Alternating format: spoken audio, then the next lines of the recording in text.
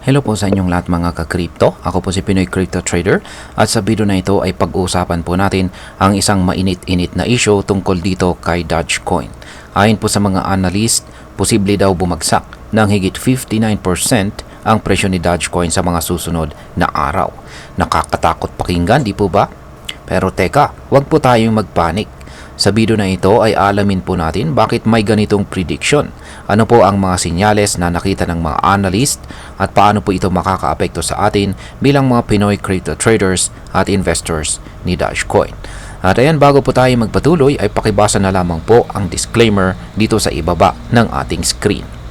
Ayan, ano nga bang nangyayari sa presyo ni Dogecoin sa ngayon?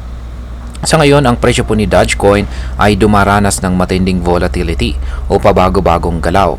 Isa po sa mga malaking dahilan ng concern ay ang pag-breakdown nito mula sa tinatawag na long-standing trend line o matagal ng sinusundang pattern ng presyo. Simula pa noong taong 2018 ay sinusundan po ni Dogecoin ang isang ascending parallel channel. Ayan po, may chart po rito si Ginoong Ali Martinez na kanyang ibinahagi rito na nagpapakita po sa ascending parallel channel dito. Ibig pong sabihin nito ay paakyat ng paakyat ang galaw ni Dogecoin sa loob ng isang consistent pattern na ito. Pero kamakailan ay bumaba na ang presyo sa ilalim po ng channel na ito. At ayon po sa technical analyst, ito ay isang malakas na sinyalis ng bearish momentum o pagbaba ng market. Ayan, nakikita po natin dito yung pagbaba ng presyo sa ilalim ng channel na ito. Ayan. At maliban po dito ay nabigo rin si Dogecoin na masustain ang 0.786 na Fibonacci retracement level na nasa presyong 0.16395. Ibig sabihin nito ay mas tumitibay po ang posibilidad ng karagdagang pagbaba ng presyo ni Dogecoin. Ngayon is, bakit po sinasabi ng mga analyst na babagsak pa ito ng 59%? Ayan, ayon po sa mga technical experts, kapag bumagsak po ang presyo sa ilalim ng ganitong mga mahalagang support, ang susunod po na target ay ang sunod na Fibonacci level kung saan ay nakapwesto po sa presyong 0.06167. Ayan, at kung magtutuloy-tuloy pa ang pagbagsak, possible raw na umabot ng hanggang 0.060 na kumakatawan po sa halos 59% na pagbaba mula sa kasalukuyang presyo. Sa gitna ng lahat ng ito ay may isang malaking whale o malaking Doge holder na nag-transfer po ng kanyang 300 million na Dogecoin papunta kay Binance. Katumbas po yan ng halos $41.7 million. Ayan, at mukhang parang ibabagsak niya ito. Madalas kapag may ganitong kalaking transfer papunta sa exchange, ang ibig pong sabihin nito ay posibleng ibenta niya ito ng sabay-sabay, kung saan ay pwede pong magpababa palalo sa presyo ni Dogecoin dahil po sa biglaang supply. Ayan. Ngayon is, may pag-asa pa ba itong si Dogecoin para makabawi or makabangon? Ayan.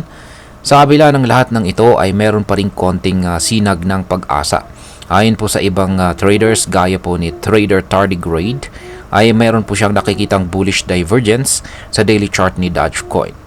Ayan, ito ay nangyayari kapag ang presyo ay bumababa pero ang RSI o Relative Strength Index Indicator ay gumagawa ng mas mataas na lows kung saan ay isang sinyalis na humihina na po ang selling pressure.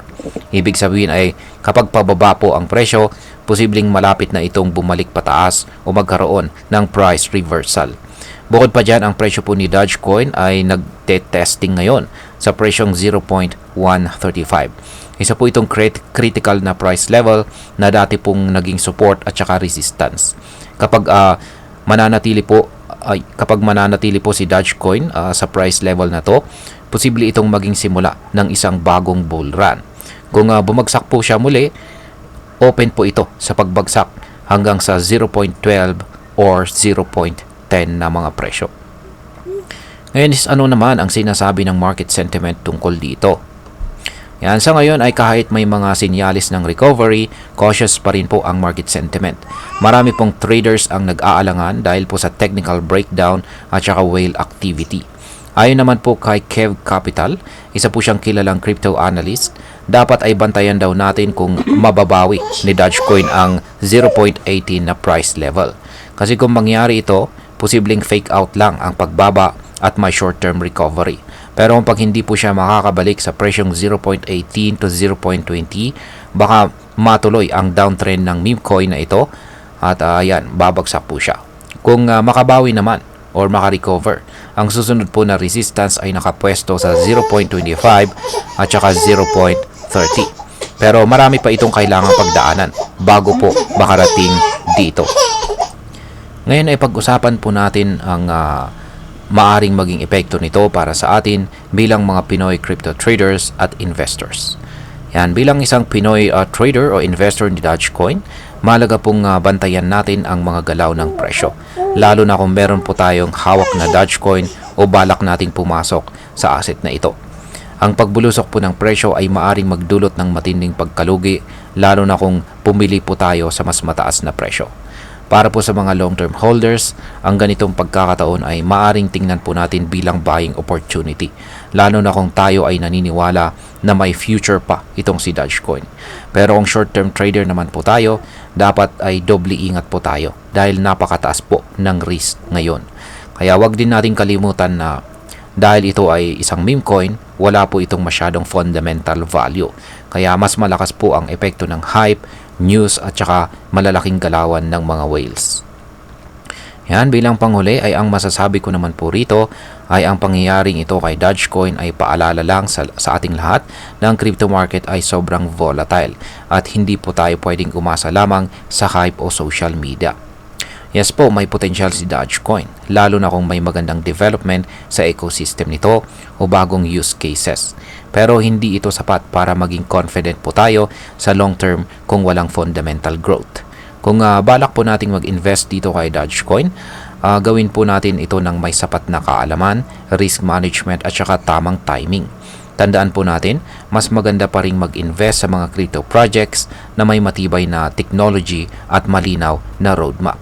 At higit po sa lahat ay huwag po tayo magpapadala sa FOMO or panic selling.